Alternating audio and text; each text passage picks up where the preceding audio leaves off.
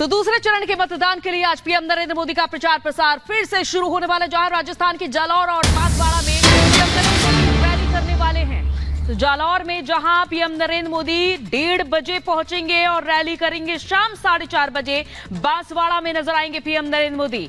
अभी तक देखा गया है कि अलग अलग क्षेत्रों में जाकर पीएम नरेंद्र मोदी प्रचार प्रसार कर रहे हैं और साथ ही साथ बीजेपी के तमाम स्टार प्रचारक मैदान में जुटे हुए हैं।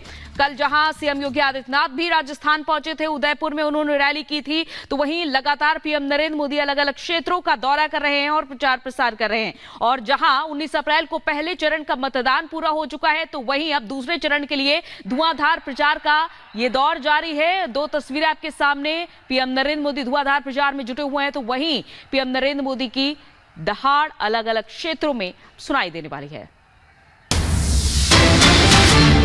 दूसरे दौर के चुनाव प्रचार में जुटे हैं तमाम दिग्गज। बिहार, बंगाल, असम में शाह प्रचार करेंगे। दार्जिलिंग, कटिहार और सिलचर में प्रचार प्रसार होगा। महाराष्ट्र, कर्नाटक में नड्डा की रैली होगी।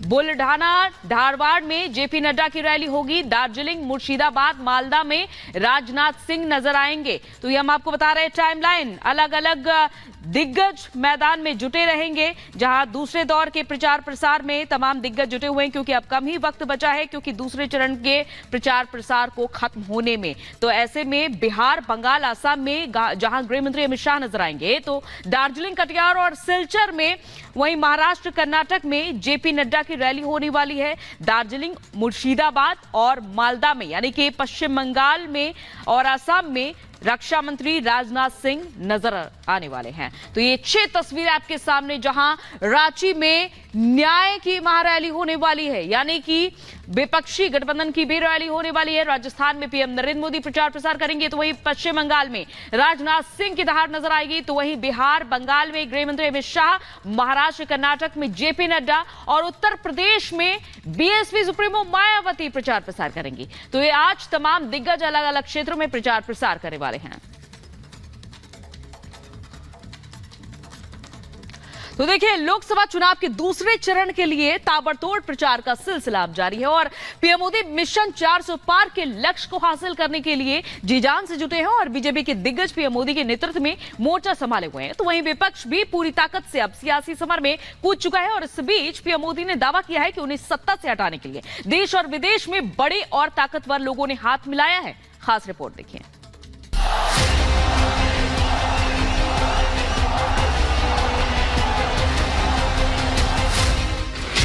पहला चरण संपन्न, 6 चरण बाकी।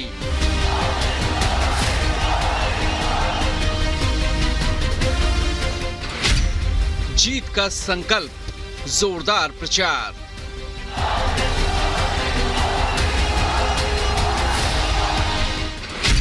विपक्ष पर प्रहार, मुद्दों की धार।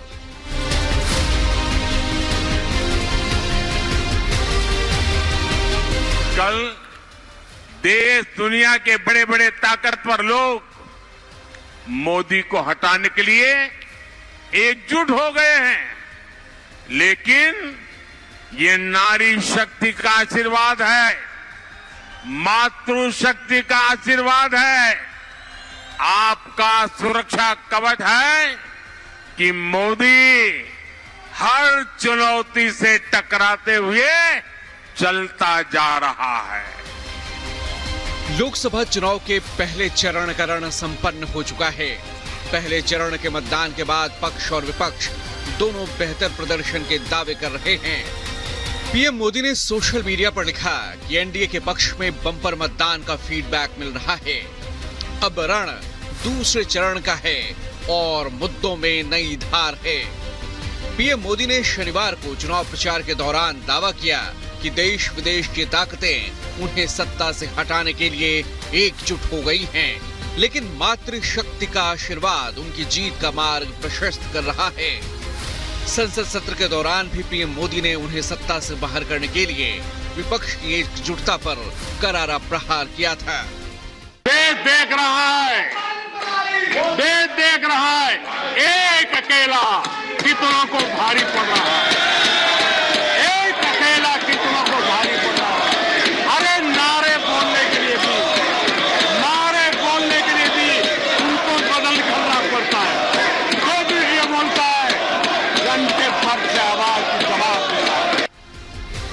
मोदी ने अब अपनी गारंटी के पूरा होने की गारंटी देश को दी है।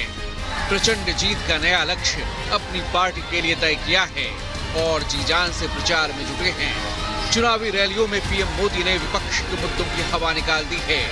दूसरे चरण के ताबड़तोड़ प्रचार में पीएम मोदी आज राजस्थान के जालौर में प्रचार करेंगे। दोपहर 1:30 बजे जालौर में पीएम की मेगा रैली होगी। बीजेपी उम्मीदवार रुंबा राम के लिए पीएम मोदी ये प्रचार करने वाले हैं। वहीं शाम 4 बजे बांसवाड़ा में पीएम मोदी की रैली तय है। बांसवाड़ा की रैली से आदिवासी समाज को साधने की कोशिश होगी। पीएम मोदी अपनी रैलियों में इंडी गठबंधन और खासकर कांग्रेस के नेता उनकी नीति, नीयत और अतीत पर सवाल उठा रहे हैं। राहुल अखिलेश पर वार करते हुए पीएम मोदी ने पहले यूपी में 2 शहजादों की शूटिंग कहकर तंज किया, तो वहीं राहुल को वायनाड में भी खतरा नजर आने पर अमेठी की तरफ भागने की बात कही। कांग्रेस के जो शाहजादे हैं उन्हें भी वायनाड में संकट दिख रहा है। शाहजादे और उनकी टोली 26 अप्रैल को वायनाड में वोटिंग का इंतजार कर रही है। जैसे ही 26 को वायनाड में वोटिंग पूरा हो जाएगा, ये शाहजादे के लिए एक और सुरक्षित सीट घोषित कर देंगे और कहीं और से फिर से लड़ाना पड़ेगा उनको। अब जैसे इन्होंने अमेठी से भागना पड़ा, अमेठी छोड़ा, अब मान के चलिए वो वायनाड भी छोड़ेंगे। वहीं पीएम मोदी के नेतृत्व में जहां बीजेपी दमखम के साथ दूसरे चरण के रण में जुटी है, तो वहीं सियासी प्रहार का सिलसिला भी तेज हो गया है।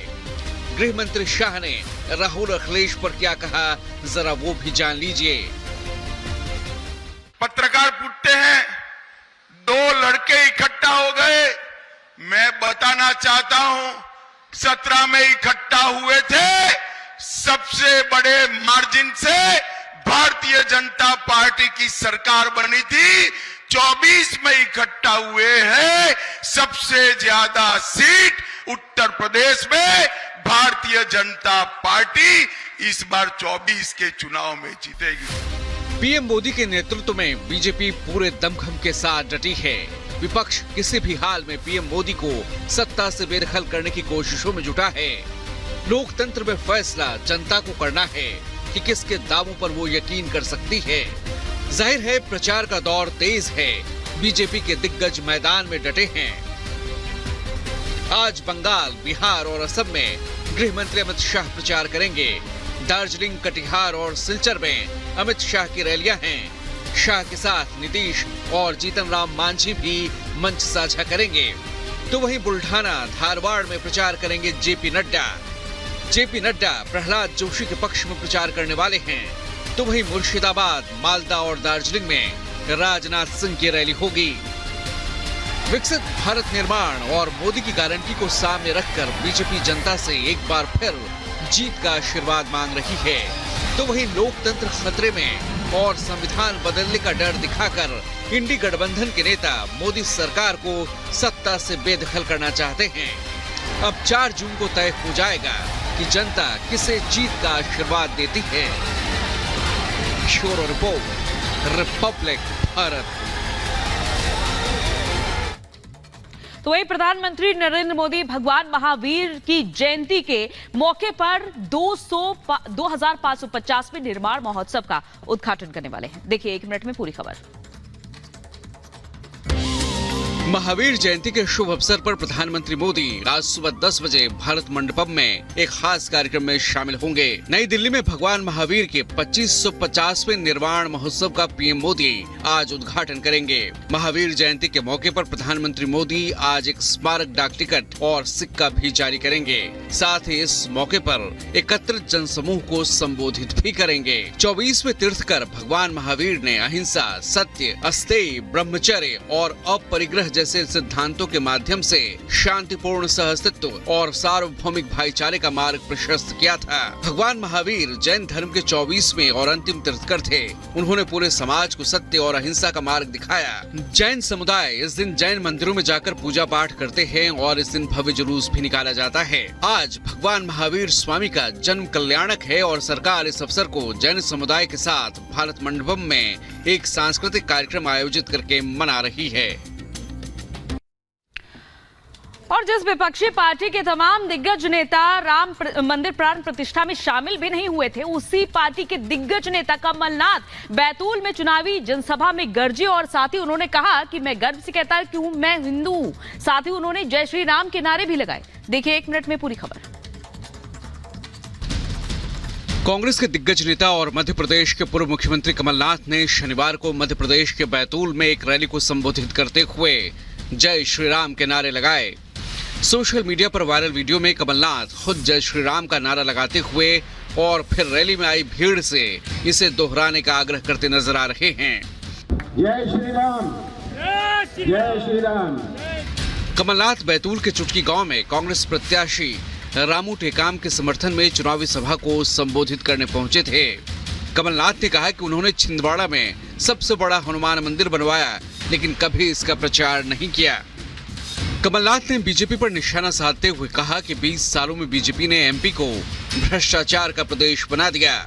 बैतूल से बीजेपी के प्रत्याशी दुर्गादास उइके पर भी तंज करते हुए कमलनाथ ने कहा कि पिछले 40 सालों से वो सांसद हैं, लेकिन इस दौरान उन्होंने कभी डीडी उइके का नाम न सुना है, न ही उनका चेहरा देखा है। और आज झारखंड की राजधानी रांची में जहां इंडी गठबंधन